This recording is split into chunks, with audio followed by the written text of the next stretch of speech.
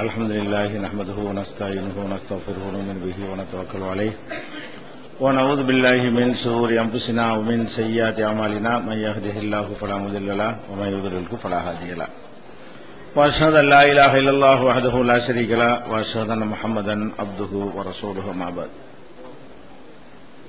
கண்ணியத்திற்குரிய எல்லாம் வல்ல அல்லாஹு ஜல்ல ஷானஹு தஆலாவின் நல்லடியார்களே, தவறான வாதங்களும் தக்க பதில்களும் என்ற தொடரிலே ஒரு மனிதர் உயிரோடு வாழுகின்ற நேரத்தில் கூட அவருடைய விருப்பப்படி எந்த ஒரு அற்புதத்தையும் செய்ய முடியாது என்பதையும், நபிமார்கள் உட்பட யாராக இருந்தாலும் மரணத்திற்கு பிறகு இந்த உலகத்தில் எந்த விதமான செயல்பாடும் அவங்களுக்கு கிடையாது என்பதையும் ஒரு அளவுக்கு நம்ம பார்த்திருக்கிறோம். ஒருவர் மரணித்து விட்டார் என்று சொன்னால் அவருக்கும் இந்த உலகத்துக்கு மத்தியில அல்லாஹ் ஒரு திரையை, கண்ணுக்கு தெரியாத பர்ஸக் என்ற திரையை போட்டு விடுகிறான். அவங்களால் இங்கே வர முடியாது, இங்கே உள்ள விஷயங்கள் அங்க போக முடியாது என்பதை நம்ம பார்த்தோம். அதுக்கு இன்னும் சான்றாக நபிகள் நாயகம் ஸல்லல்லாஹு அலைஹி வஸல்லம் சொல்றாங்க, ஒரு மனிதர் இறந்த பிறகு அவரை தோள்ல தூக்கி கொண்டு மக்கள் அடக்குவதற்காக கொண்டு செல்லும் பொழுது அந்த நல்ல ஜனாசாவாக அவர் இருந்தார், இந்த இறந்து போனவர் நல்ல மனிதராக இருந்தால் என்ன சொல்வாராம், கத்திமூனி கத்திமூனி, என்னை சீக்கிரம் கொண்டு போங்க சீக்கிரம் கொண்டு போங்க. அதாவது ஒருத்தர் இறந்துட்டாரு, அவர் நல்லவரா இருக்கிறாரு, அவர் நல்லவரா இருந்தா என்ன செய்வாரா, அந்த ஜனாசாவத்துக்கு தோல்ல வச்ச உடனே என்னை சீக்கிரம் கொண்டு போங்கன்னு சொல்லுவாராம். கெட்ட ஜனாசாவா இருந்தா எனக்கு வந்த கேட நான் எங்க கொண்டு போட போறீங்க என்று புலம்புவார் என்று நபிகள் நாயகம் ஸல்லல்லாஹு அலைஹி வஸல்லம் சொல்றாங்க. நம்ம தோளில் தூக்கிட்டு போகும்போது இப்படி ஜனாசா சொல்லுதான். இது புகாரியில 1230, 1232, 1291 ஆகிய ஹதீஸ்ல பார்க்கிறோம். அப்ப ஜனாசா நம்ம தோல்ல தான் இருக்குது. அது சொல்லுது ஒரு செய்திய, நம்ம யாருக்கா கேக்குதா?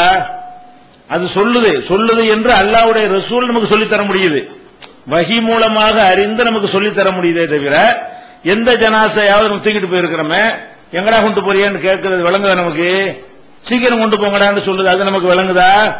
எந்த ஜனாசாவும் சீக்கிரம் கொண்டு போன்னு சொல்ற செய்தி நமக்கு விளங்க மாட்டேங்குது. எங்க கொண்டு என்னை போட போறீங்கன்னு கெட்ட ஜனாசா சொல்லுமே, அதுவும் விளங்க மாட்டேங்குது. நம்ம எத்தனை ஜனாசாக்கள்ல தோல்ல சுமந்தவர்களாகத்தான் இருக்கிறோம், நம்ம தோளுக்கு மேல இருக்கிற ஜனாசா பேசுறது நமக்கு விளங்க மாட்டேங்குது. அப்ப அதுக்கு என்ன, அதுவா பேசிக்கிறது ஏன் விளங்கலன்னு கேட்டா அல்லாஹ் பர்ஸக் போட்டான். நம்ம தோல்ல இருந்தாலும் கண்ணுக்கு தெரியாத ஒரு தடுப்பை போட்டு விட்டான். அது உலகம் வேற, இது உலகம் வேற. அது வேற ஏழாத்தன்மையில புலம்பிக்கிட்டு இருக்குது, அவ்வளவுதானே தவிர அது நமக்கு விளங்குறதுக்கு என்ன இல்ல, ஒரு மேற்றுமே இல்ல. இதுல நமக்கு தேவையான ஒரு விஷயமா இருக்கிறதுனால அல்லாஹ்வுடைய ரசூல் என்ன பண்றாங்க, இந்த மாதிரி ஜனாசா இந்த மாதிரி சொல்லிக் கொண்டே போகுது என்று நமக்கு அறிவித்து தருகிறார்கள். அது வஹி மூலமாக படைத்த இறைவன் சொல்லிக் கொடுத்த காரணத்தினால் அவர்கள் அறிந்து நமக்கு சொல்லி தந்த விஷயமே தவிர நாம கேட்கிறோமா? அப்ப இறந்த பிறகு எந்த ஒரு செயலும் ஒருத்தர் பண்ணவே முடியாது. இதை நம்ம தெளிவாக விளங்கிக் கொள்ள வேண்டும்.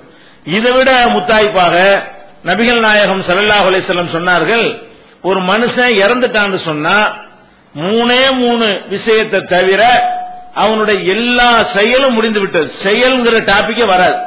மௌத்தா போறதுக்கு அர்த்தமே என்னன்னு கேட்டா அவனுடைய செயலை முடிச்சு வைக்கிறது அர்த்தம். மௌத்துக்கு அர்த்தம் என்ன, அவனுடைய செயல்பாடு முடிக்கப்பட்டு விட்டது. எப்படி சொல்றாங்க நபிகள் நாயகம் ஸல்லல்லாஹு அலைஹி வஸல்லம் அப்படின்னு கேட்டா, இதா மாத்தல் இன்சானு, ஒரு மனிதன் மரணித்த உடனேயே இன்கதா அன்ஹு அமலுஹு, அவனிடமிருந்து அவனுடைய செயல்பாடுகள் முடிந்து போய்விடுகின்றன. எப்ப இறக்குறானோ ஒரு செயல்பாடு அவனுக்கு இல்லைன்னு அர்த்தம். அதே நேரத்தில் இல்லா மின் சலாசத்தின், 3 காரியங்களை தவிர. அது என்ன 3 காரியம்? இல்லா மின் சதகத்தின் ஜாரியா, நிலையான தர்மம் எதையாவது செய்துவிட்டு போனானேயானால் அதை தவிர. ஒரு மனுஷன் உலகத்தில் வாழும்போது ஒரு தர்மம் செய்யறான். அந்த தர்மம் 2 வகையான தர்மம் இருக்கிறது. ஒன்னு அப்பப்ப முடிந்து போகக்கூடிய தர்மம், இன்னொன்னு அது சங்கிலி தொடராக நீடித்துக் கொண்டிருக்கக்கூடிய தர்மம். ஒரு ஆளு சாப்பாடு கேட்கிறாரு, சாப்பாடு வாங்கி கொடுத்தீங்கன்னா அதோட முடிந்து போய்விட்டது, அதுக்கு மறு தொடர்ச்சி கிடையாது. அதே நேரத்தில் ஒரு 10 ஏக்கர் நிலத்தை எழுதி வச்சு இதுல வரக்கூடிய வருமானத்தை, இதுல விளையக்கூடிய நெல்லை வச்சு வரக்கூடியவங்களுக்கு எல்லாம் சோறு கொடுங்கன்னு சொல்லிட்டு போயிட்டான் ஒருத்தன். இது நீடிச்சுக்கிட்டே இருக்கும். இது ஒன்ஸ் கொடுத்து முடிகிறது கிடையாது. அதே மாதிரி ஒருத்தர் தண்ணி கேட்கிறாரு, ஒரு தண்ணியை கொடுக்குறீங்க, இது உடனே முடிகிற தர்மம். ஒரு கிணறு வெட்டி போட்டீங்கன்னு சொன்னா அது உடனே முடியாது. அது வரக்கூடிய நம்ம மூத்தா போய் பல 100 வருஷம் போனாலும் அந்த கிணறு ஹயாத்தா இருக்கிற வரைக்கும் என்ன செய்வாங்க, எல்லாரும் தண்ணியை யூஸ் பண்ணிக்கிட்டு இருப்பாங்க. அப்ப ரசூல் ஸல்லல்லாஹு அலைஹி வஸல்லம் சொல்றாங்க, இந்த நிலையான தர்மம் ஏதாவது செஞ்சு வச்சுட்டு போனேன்னு வை, அதுவும் நீ செய்ய முடியாது, உன் செயல்பாடு முடிஞ்சிருச்சு, நீ ஏதோ தர்மம் செஞ்சேன்னு எல்லாம் எழுதிக்கிட்டே இருப்பான். ரசூல் ஸல்லல்லாஹு அலைஹி வஸல்லம் சொல்றாங்க, உன்னோட அமல் முடிஞ்சு போயிருச்சு, ஒரு கிணறை வெட்டிட்டு நீ மூத்தா போயிட்ட, அந்த கிணறுல இருந்து ஒரு 1000 பேர் உன்னுடைய மரணத்துக்கு பிறகு தண்ணி எடுத்து சாப்பிட்டு இருக்கிறாங்கன்னு சொன்னா 1000 பேருக்கு நீ தண்ணி கொடுத்தாய், ஆனா நீ செத்து போயிட்ட. செத்து போய் உனக்கு செயல்பாடு முடிஞ்சுதான் போயிடுச்சு.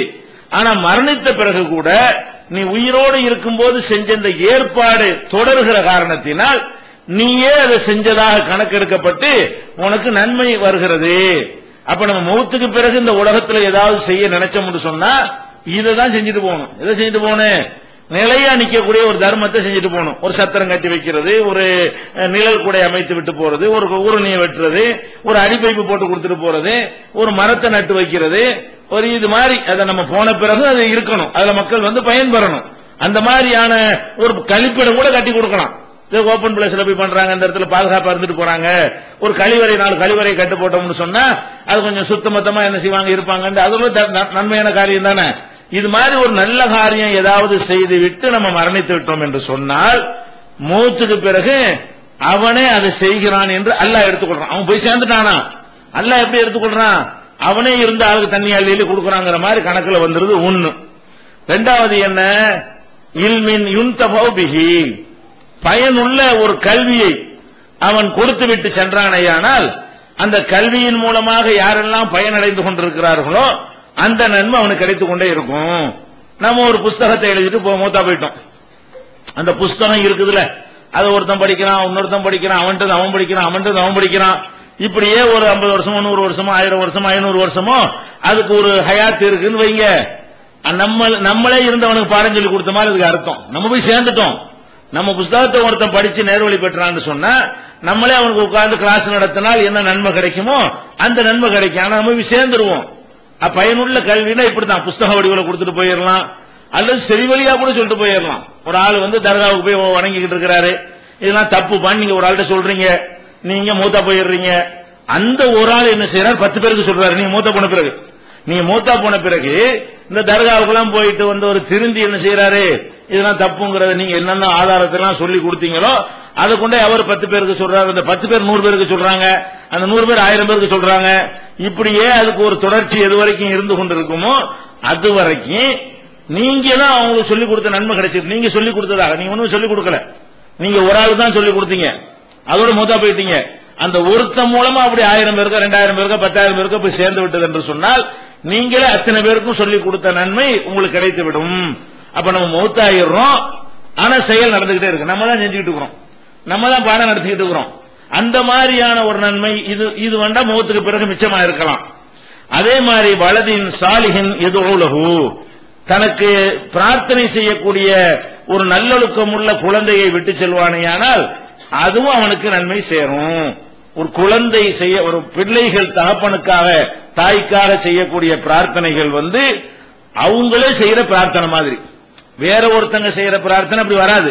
இப்ப எனக்காக நீங்க செய்றீங்க, உங்களுக்காக நான் செஞ்சேன்னு சொன்னா நான் மூத்தா போயிட்டு எனக்காக நீங்க துவா செய்யறீங்க, நீங்க மூத்தா போயிட்டீங்க உங்களுக்கு நான் துவா செய்யறேன்னு சொன்னா ஒரு சகோதரனுக்கு ஒரு சகோதரன் துவா செஞ்சான்னு எல்லாம் எடுத்துக்கிறான். இப்ப நான் மூத்தா போய் எனக்காக என் பிள்ளைகள் துவா செஞ்சா, என் தகப்பனார் மூத்தா போய் அவருக்காக நான் துவா செஞ்சா அவரே துவா செஞ்சா அல்ல எடுத்துக்கிறான். யார் எடுத்துக்கிறா? தகப்பனாருக்கு நான் துவா செஞ்சா அவரே இருந்து துவா செஞ்சா என்ன மாதிரி எல்லாம் எடுத்துக்கொள்வானோ அந்த மாதிரி எல்லாம் எடுத்துக்கொள்றான். அவர் இறந்துட்டாலும் அந்த பிள்ளைகளுடைய துவாக்கள், தகப்பனருக்காக பிள்ளைகள் துவா செய்வார்களே ஆனால், தாய்க்காக வேண்டி பிள்ளைகள் துவா செய்வார்களே ஆனால் அதை எப்படி அல்லாஹ் எடுத்துக்கொள்றான்னு கேட்டா, அந்த செத்து போனார அவரே துவா செய்யறாரு, அவரை என் தகப்பனாரை மன்னித்து விடுவாயாக நம்ம கேட்டோம்னா நம்ம தகப்பனாரே அல்லாஹ் என்னை மன்னிச்சிருன்னு கேட்டுட்டே இருக்கிற மாதிரி அதுக்கு அர்த்தம். அப்ப ஒரு தடவை ஒரு மன்னிப்பு கேட்டு போயிருப்ப நம்ம 1000 தடவை மன்னிப்பு கேட்டோம்னு வைங்க, அவர் 1001 தடவை மன்னிப்பு கேட்டதா கணக்காகி போயிடும். ஆனா அவர் மூத்தா போயிட்டாரு, அவர் மன்னிப்புலாம் கேட்கலாம் இல்ல, ஒரு தடவை கேட்டு மூத்தா போயிட்டாரு. அப்ப நம்ம இந்த 3 காரியத்தை தவிர இந்த உலகத்தோடு மனுஷனுக்கு உறவே கிடையாது, செயலே செய்ய முடியாது. அப்ப இந்த மாதிரி விஷயங்களை உலகத்தில் இது முஸ்லிம்ல 3083வது ஹதீஸ்ல இடம்பெற்றிருக்கிறது. அப்ப ஒரு மனிதன் இறந்த பிறகு என்னென்னமோ செய்வாங்கன்னு தானே இன்னைக்கு மக்கள் நினைத்துக் கொண்டிருக்கிறார்கள். இறந்தவர்கள் பேர்ல தானே பல தெய்வ வணக்கம். உசுரோட உள்ளவனை வச்சு பல தெய்வ வணக்கம் எங்கேயாவது இருக்குதா? இறந்து போன ஆட்களை தான் சிலையாக வைத்து வடித்து வணங்கி கொண்டிருக்கிறார்கள். இறந்து போன ஆட்களை தான் புதைச்சி வச்சு என்ன செய்யறாங்க, வணங்கி கொண்டிருக்கிறார்கள். எவனையாச்சும் உசுரோட கொண்டு அவன் நிப்பாட்டி கோயில் கட்டி பார்த்திருக்கிறீங்களா? இந்த இவர் தான் கடவுள்னு கொண்டு அவங்க நிப்பாட்டி வச்சு அவனை அங்க நிப்பாட்டி வச்சு கும்பிட்டா அவன் கடவுள் அப்பவே தெரிஞ்சு போறீங்க. அங்க நிப்பாட்டி வச்சவனே ஒண்ணுக்கு இருந்துருவான், எல்லாம் அங்க நடக்க ஆரம்பிச்சிடும். நாரி போயிரு கல்லு என்ன ஒண்ணுக்கா இருக்க போகுது? கல்ல நிப்பாட்டினா ஒண்ணு ஆக போறது இல்ல. உசுரோட கொண்டு ஒரு அவளியாக கொண்டு என்ன செய்யும், சேர்ல உட்கார வச்சு இவர் தான் தர்கா கட்டினீங்கன்னு சொன்னா அப்ப தெரிஞ்சு போயிரு நாரி பேரு இது அவளியாவா இது அல்லாவா இவருக்கு பிரார்த்தனைக்கு தகுதி தெரிஞ்சிருமா இல்லையா? எவ்வளவு நேரத்துக்கு சேர்ல உட்கார்ந்துட்டு இருப்பாரு? அல்லது கீழே படுக்க போட்டதுக்கு பதிலா மேல படுக்க போட்டு ஒரு கட்டில போட்டு அதுக்கு மேல தர்கா கட்டுங்க பார்ப்போம். அந்த இறந்து போன ஆட்கள் அவுளியா இருக்கலாம்னா உசுரோட இருக்கிற ஆட்கள் இருக்கத்தானே செய்வாங்க. உசுரோட இருக்கிற யாரையும் அவுளியா வாக்க மாட்டேங்கிறீங்க, தெரிஞ்சு போயிடும். உசுரோட இருந்தான்னு சொன்னா இது பொய், நம்மள மாதிரி தான் இவனு, அது தெரிஞ்சு போயிருங்கிறதுனால செத்து போன ஆட்கிட்ட மட்டும் விளையாட்டு பண்றாங்க. இந்த பல தெய்வ வணக்கம் போனா எங்க வருதுன்னு கேட்டா இறந்த பிறகுதான் அவனை வைத்து என்ன செய்யறாங்க, கோயிலாக கட்டி கும்பிடுறது, தர்கா கட்டி கும்பிடுவது எல்லாம் வருகிறது. அப்ப இதுல ரசூல் ஸல்லல்லாஹு அலைஹி வஸல்லம் இந்த ஒரு பொன்மொழியில எல்லாத்துக்கும் சாவமணி அடிச்சிடறாங்க. 3 காரியம் இதான் உனக்கான நீ இருந்து செய்யறதா எடுத்துக்கொள்ளப்படும். அதை தவிர நீ ஒன்னும் செய்ய இயலாது. யாருக்க தூங்குறாங்கன்னு சொல்லட்டுமா? நல்லடி யாராவது தூங்கிட்டு இருக்கிறாங்க, கெட்டவன் அடி வாங்கிட்டே இருக்கிறான், அவன் இங்க வர்றது அந்த முன்கருணைக்கருடைய கண்ட்ரோல் எல்லாம் தப்பிச்சு வந்துருவாரா? அங்க கெட்டவன் அடியில வாங்கிட்டு இருக்கிறான், அந்த கட்டுக்காவலையெல்லாம் மீறி உலகத்துக்கு நான் போய் ஆவியா போய் எல்லாத்தையும் கெடுத்து விட்டு பயங்காட்டு வர்றேன்னு வர முடியுமா? அதெல்லாம் ஒண்ணுமே நடக்காது. முடிஞ்சா முடிஞ்சதுதான். இங்க இந்த பரிசக போட்டு வச்சிருக்கிறான் அல்ல. எப்படி 2 கடல்கள் ஒன்னோட ஒண்ணு சேர முடியாதோ அந்த மாதிரி அவர்கள் அங்க நிக்க வேண்டியதான், நம்ம இங்க நிக்க வேண்டியதான். பக்கத்துக்கு பக்கத்தில் நின்றா கூட என்ன செய்ய முடியாது, ஒன்னும் பண்ணிக்கிற இயலாது. இது ஒரு அடிப்படையான ஒரு விஷயத்தை நுழைந்து கொள்ள வேண்டும். இதெல்லாம் சொன்னோம்னா என்ன செய்வாங்கன்னா இதுக்கு ஒரு பயங்கரமான ஒரு எதிர்வாதம் வைக்குவாங்க. இப்படிலாம் ஆதாரங்கள் போல ஆதாரங்களை காட்டுறோம். என்ன செய்வாங்கன்னு கேட்டா அல்லாஹ் இந்த அல்லாஹ்வுடைய பாதையில கொல்லப்படுறாங்கல்ல அவங்கள கொஞ்சம் அதிகமாகவே அல்லாஹ் புகழ்ந்து சொல்லுகிறான். வேற யாருக்கும் கொடுக்காத ஒரு சிறப்பை கொடுத்திருப்பதாக திருமறை குர்ஆன்ல அல்லாஹ் சொல்லி காட்டுறான். எப்படி சொல்றான்? வலா தகூலு, நீங்கள் சொல்லக்கூடாது, லிமன் யுக்தலு பி சபீலில்லாஹ், அல்லாஹ்வின் பாதையில் கொல்லப்பட்டவரை பற்றி நீங்கள் சொல்லக்கூடாது, அம்வாத்துன், இறந்தவர்கள் என்று சொல்லக்கூடாது. அல்லாஹ் எப்படி சொல்றான்? அல்லாஹ்வுடைய பாதையில் கொல்லப்பட்டவரை பற்றி இறந்தவர்கள் மௌத்தாக்கள் என்று சொல்லக்கூடாது. பல் அஹ்யாவுன், அவர்கள் உயிரோடு இருக்கிறார்கள். வலாக்கின் லா தஷூரூன், என்றாலும் நீங்கள் அதை உணர மாட்டீர்கள். இது 2வது அத்தியாயத்தில் 157வது வசனத்தில் இருக்கிறது. இந்த கருத்து இன்னொரு 3வது அத்தியாயத்தில் 169 170 அதுலயும் இருக்கிறது. அதுல எப்படி அல்லாஹ் சொல்றான்னு கேட்டா வலா தஹஸபன்னல்லதீன குத்திலூ ஃபீ ஸபீலில்லாஹ், அல்லாஹ்வுடைய பாதையில் கொல்லப்பட்டவர்களை பற்றி நினைக்க கூட கூடாது, முதல்ல சொல்லக்கூடாது. இப்போ இந்த 2வது சூறாவுல உள்ளது சொல்லாதீங்க, இறந்தவர்கள் சொல்லாதீங்க. 3வது சூறாவுல எப்படி சொல்றான்னு கேட்டா வலா தஹஸபன்ன, நீங்க நினைக்க கூடாது, கருதக்கூடாது, அல்லதீன குத்திலூ ஃபீ ஸபீலில்லாஹ், அல்லாஹ்வுடைய பாதையில் கொல்லப்பட்டவர்களை பற்றி நீங்கள் கருதக்கூடாது, அம்வாத்தன், இறந்தவர்கள் என்று நீங்கள் கருதக்கூடாது. அப்ப அவங்களை இறந்தவர்கள் என்று சொல்லக்கூடாது, இறந்தவர்கள் என்று கருதக்கூடாது என்று அல்லாஹ் குர்ஆன்ல சொல்லும் போது அப்ப எப்படி அவங்களை நீங்க இறந்தவர்கள் சொல்ல போச்சு? இறந்தாலும் அவங்க உயிரோட தான் இருக்கிறாங்க, இறந்தாலும் என்ன செய்யறாங்க, உயிரோட தான் இருக்கிறாங்க. உயிரோட இருக்கிறாங்கன்னு சொன்னோம்னா உயிரோட இருக்கிற ஆளுக்கு செய்யற வேலை அவங்க செய்வாங்களா இல்லையா? உயிரோடு இருக்கும்போது சில காரியங்களை செய்வார்களே, ஆனால் அதை இறந்த பிறகு என்ன செய்வாங்க, நம்ம கண்ணுக்கு இறந்தவர்களா இருந்தாலும் அவங்க இறக்கல, அப்படி சொல்லக்கூட கூடாது, நினைக்க கூட கூடாது என்று அல்லாஹ் சொல்றானே. இதை வைத்துக் கொண்டு என்ன செய்வாங்கன்னா நம்ம அவுலியாக்கள்லாம் கூப்பிடுறோம் அப்படிங்கிறாங்க.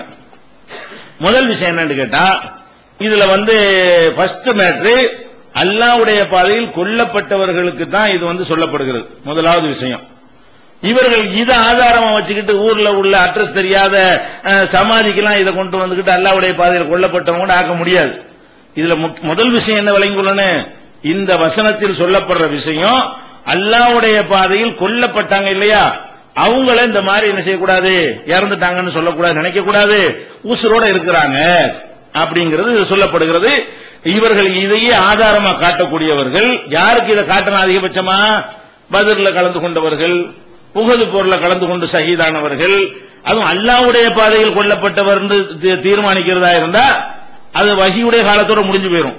இப்போ ஒரு சண்டை நடந்து கொல்லப்பட்டான்னு வைங்க, அவன் அல்லாஹ்வுடைய பாதையில் கொல்லப்பட்டான் நமக்கு சொல்ல முடியாது. அவன் என்ன நோக்கத்தில் கொல்லப்பட்டான் நமக்கு என்ன தெரியும்? அப்ப அல்லாஹ்வுடைய ரசூல் வாழும் போது அவங்க ஷஹீதுன்னு யார சொன்னாங்களோ அவங்களுக்கு தான் இதை சொல்ல முடியுமே தவிர, நம்ம வாழுகிற காலத்தில் யாராவது ஒரு யுத்தம் நடந்து போர் நடந்து போய் வந்து கொல்லப்பட்டான்னு வைங்க, அவன் வந்து அல்லாஹ்வுடைய பாதையில் கொல்லப்பட்டான்னு சொல்ல முடியுமா? அவன் என்ன நோக்கத்துக்கு பண்ணா, என்ன லட்சியம் என்ன, அதுக்கு பின்னணி என்ன, ஏதாவது ஒரு ஆதாயம் கருதி செஞ்சானா, அதெல்லாம் பார்த்துல அல்லாஹ்வுடைய பாதைங்கிறது வரும். அல்லாஹ்வுடைய பாதை என்று தீர்மானிக்கிறது அல்லாஹ்வும் ரசூலும் தீர்மானிக்கணும், நம்ம தீர்மானிக்க முடியாது. அப்ப இது முதல்ல சாதாரண கபராளிகளுக்கு இது பொருந்தாது. ஃபர்ஸ்ட் நீங்க விளங்கிக்கிறேன். நாகூர்ல அடங்கியிருக்காரு, சும்மா அடங்கினாரு, அப்ப யுத்தம் நடந்து போர்ல கலந்து இஸ்லாமிய ஆட்சி நிலைநாட்டுவதற்காக போய் யுத்தத்தில் செத்தார் அவரு. அப்படி ஒண்ணும் கிடையாது. அவரு சும்மா சாதாரணமா இறந்து போயிருக்காரு. அப்ப அஜ்மீர்ல இருக்கிறவர் எந்த ஊர்ல நீங்க யாரை சொன்னாலும் சரி, அவங்க சாதாரணமா இறந்து போயிருக்கிறாங்க. அவங்கள வந்து இந்த வசனத்தை வைத்துக் கொண்டு இதனுடைய சிறப்பு உங்களுக்கு இருப்பதாக சொல்வது பொய்ன்னு வழங்கிக் கொள்ளணும். அடுத்து வந்து ஒரு போர்லயே கொல்லப்பட்டார்னு வைங்க. இப்ப ஏர்வாடி இப்ராஹிம் ஷாங்கிறவர் போர்ல கொல்லப்பட்டார்னு சொல்லுவாங்க. இவங்கள ஷஹீத் இப்ராஹிம் வலியுல்லான்னு சேர்த்துக்கிறவரை செய்வாங்க. இவங்களே ஷஹீத் பட்டம்லாம் கொடுத்துருவாங்க. ஏர்வாடியில் இருக்கிறவர் யாரு? அது பாண்டிய மன்னரோட ஒரு நடந்த ஒரு யுத்தத்துல இறந்து போனார்னு அவங்க எழுதி வச்சுக்கிறாங்க. போர்க்களத்துல வந்து ஏதோ நாடு பிடிக்கிற விஷயத்துல என்ன நினைஞ்சிருக்குது, ஒரு சண்டை நடந்திருக்கிறது. அது ஒரு இஸ்லாமிய ஆட்சியை நிலைநாட்டுவதற்கோ இஹ்லாஸாகவோ மார்க்கத்தை நிலைநாட்டுவதற்காக நடந்த யுத்தம் என்றெல்லாம் நம்ம சொல்ல முடியாது. அப்படியே செஞ்சிருந்தா கூட உள்ளுக்குள்ள நோக்கம் நல்லா இருந்தா தான் அது அல்லாஹ்வுடைய பாதை என்று எடுத்துக்கொள்ள முடியும்.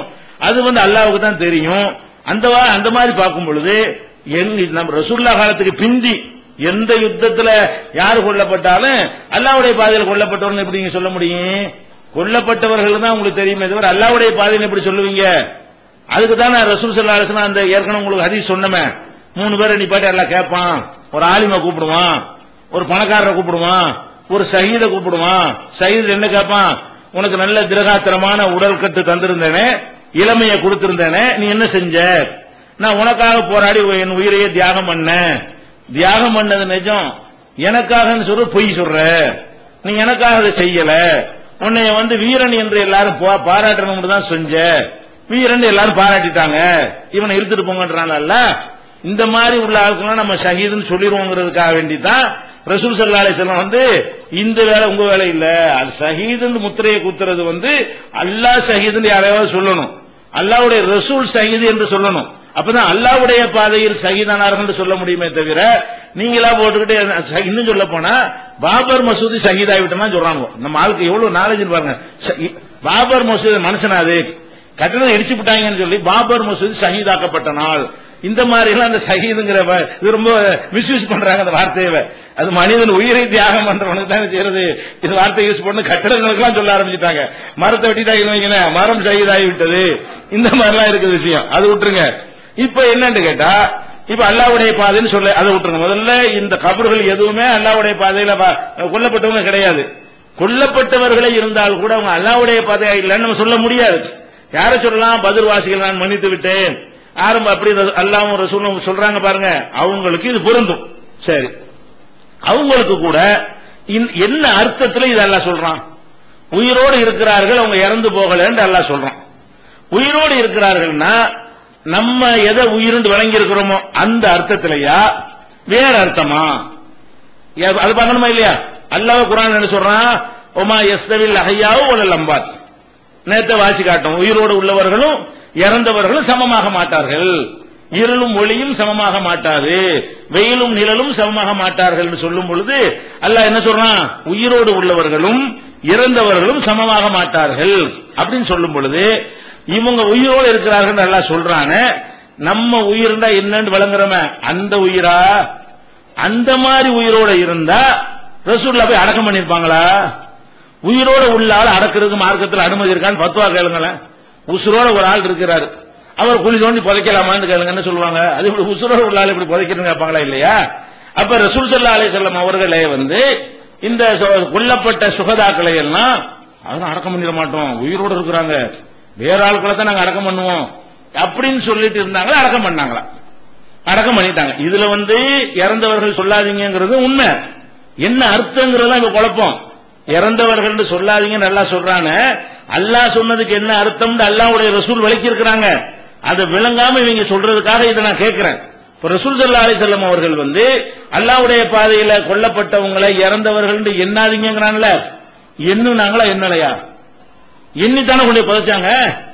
அல்லாஹ்வுடைய பாதையில கொல்லப்பட்ட அம்புடு போறையும் ஷஹீதுகளை எல்லாம், பத்ர் போர்ல கொல்லப்பட்டவங்க, உஹது போர்ல கொல்லப்பட்டவங்க எல்லாம் கபர் வெட்டி உள்ள அடக்கம் பண்ணாங்களா இல்லையா? அடக்கம் பண்ணினால் என்ன அர்த்தம்? அல்லாஹ்வுடைய பாதையில கொல்லப்பட்டவங்க இறந்துட்டாங்கன்னு அர்த்தம். இறந்துட்டாங்கன்னு முடிவு எடுக்காமல் அவங்களுக்கு அடக்கம் செய்ய முடியுமா? அப்படி கொல்லப்பட்டவருடைய சொத்துக்களை எல்லாம் அவங்களுடைய வாரிசுகள் எடுத்துக்கொண்டார்களா இல்லையா? இப்ப நான் உசுரோட இருக்கிறேன், நான் வெளியூருக்கு போயிட்டேன், என் சொத்தை யாராவது பங்கு வைக்கிற முடியும்? புள்ளவட்டில் பங்கு வைக்க முடியுமா? ஒருத்தனுடைய சொத்தை பங்கு வைக்கிறாருன்னா மௌத்தாயிட்டாருங்கிற டிக்ளேர் பண்ணாம சொத்து எடுக்க முடியாது இஸ்லாத்துல. பிள்ளைகிட்ட போய் அப்பன்ட்ட சொத்து பிரிச்சு கேட்கறாங்க, அதெல்லாம் இஸ்லாத்துல செல்லாது. என் சொத்தை பிரிச்சு கொடு, உன் சொத்தை நான் தான் உசுரோட இருக்கிறேன், உன் சொத்து உசுரோட ஒருத்தன் இருக்கிற வரைக்கும் அவன் சொத்தை போய் என்ன செய்ய முடியாது? பிள்ளையோ அண்ணனோ தம்பியோ கேட்கவே முடியும் இஸ்லாத்துல. சொத்து உரிமை என்பது எப்போ வரும்னு கேட்டா, அந்த சொத்துக்கு சொந்தக்காரர்கள் மௌத்தா போனாலே தவிர யாரும் எங்க சொத்துன்னு கேட்க முடியாது. அப்படி ஒரு மார்க்கத்தில் நமக்கு சட்டம் தெளிவா இருக்கிறது. அப்ப சஹாபாக்களுடைய கொல்லப்பட்ட பத்ர் உஹது போர்கள்ல, கைபர்ல, கந்தக்ல, எந்தெந்த போர்கள்ல எல்லாம் சஹாபாக்கள் கொல்லப்பட்டிருக்கிறாங்களோ அவர்களுடைய சொத்துக்கள் இன்னைக்கு வரைக்கும் பாதுகாக்கப்பட்டு இருக்கணும். அவங்க உசுரோடு இருக்கிறாங்க, சொத்து அப்படித்தான் இருக்கணும் அப்படின்னு இருக்குதா? அப்பவே எடுத்துக்கிட்டாங்க ஆளுக்கு. அந்த சஹாபாக்கள் எப்ப உஹது ஷஹீத் ஆனார்களோ உடனே நினைச்சிட்டாங்க பிள்ளையெல்லாம், எங்க அப்பா சொத்து நான் இதை எடுத்து, நீங்க அதை எடுத்து, நீங்க இதை எடுத்து பிரிச்சுக்கிட்டாங்களா இல்லையா? பிரிக்கலன்னா இன்னைக்கு வரைக்கும் நினைவு சின்னமா பாதுகாத்து வச்சிட்டு இருக்கிறாங்களா? அப்ப இதான் ஜாபிர் அப்துல்லாவுடைய சொத்து, இதான் ஹம்சாவுடைய சொத்துன்னு ஏதாவது இருக்குதா? காட்ட முடியுமா உங்களுக்கு போய்? இப்ப இல்ல. ஏன் ஹம்சாவுடைய சொத்து ஹம்சா பிள்ளைலாம் எடுத்துட்டாங்க, அப்துல்லாவுடைய சொத்து அப்துல்லாவுடைய பிள்ளைலாம் எடுத்துட்டாங்க. அப்ப யார் யாரெல்லாம் போர்ல கொல்லப்பட்டாங்களோ அவங்க சொத்தை பங்கு வைத்து விட்டார்கள் என்னும் போது, நபிகள் நாயகம் வாழும் போதே பங்கு வச்சிட்டார்கள் என்று சொன்னா, அப்ப ஒட்டுமொத்த சஹாபாக்களும் ரசூல் ஸல்லல்லாஹு அலைஹி வஸல்லம் அவர்களை பற்றி என்ன முடிவு எடுத்தார்கள்? இறந்து விட்டார்கள் தான் முடிவு எடுத்தாங்க. இறந்து விட்டார்கள் தான் சொல்லி இருக்கிறாங்க. இறந்து விட்டார்கள் என்று நினைத்திருக்கிறார்கள். ஒரு நடுத்தர இளம் வயதுல உள்ளவர் போர்க்களத்தில் கொல்லப்பட்டார்னு வைங்க, அவங்க மனைவிமார்கள் வேற கல்யாணம் பண்ணினாங்களா பண்ணலையா? வேற கல்யாணம் ஒருத்தன் புருஷன் உசுரோட இருக்கும்போது அதுக்கு ஒரு பைசல் பண்ணாம இப்படி வேற கல்யாணம் பண்ண முடியும்? அப்ப எங்க கணவர் இறந்துட்டாருன்னு சொல்லிதானே அவங்க கல்யாணம் பண்ணாங்க. அவங்களுடைய மனைவிமார்கள் இருந்தாங்கல்ல, எத்தனை போர்ல கொல்லப்பட்டவங்களுடைய மனைவிமார்களை எல்லாம் மற்றவங்க கல்யாணம் பண்ணிருக்கிறாங்கல்ல. இப்ப ரசூல்லா அபு சலமாங்கிறவர் இறந்தவன அவருடைய மனைவி உம்மு சலமாவை கல்யாணம் பண்றாங்க. உம்மு சலமா எப்படி கல்யாணம் பண்றது?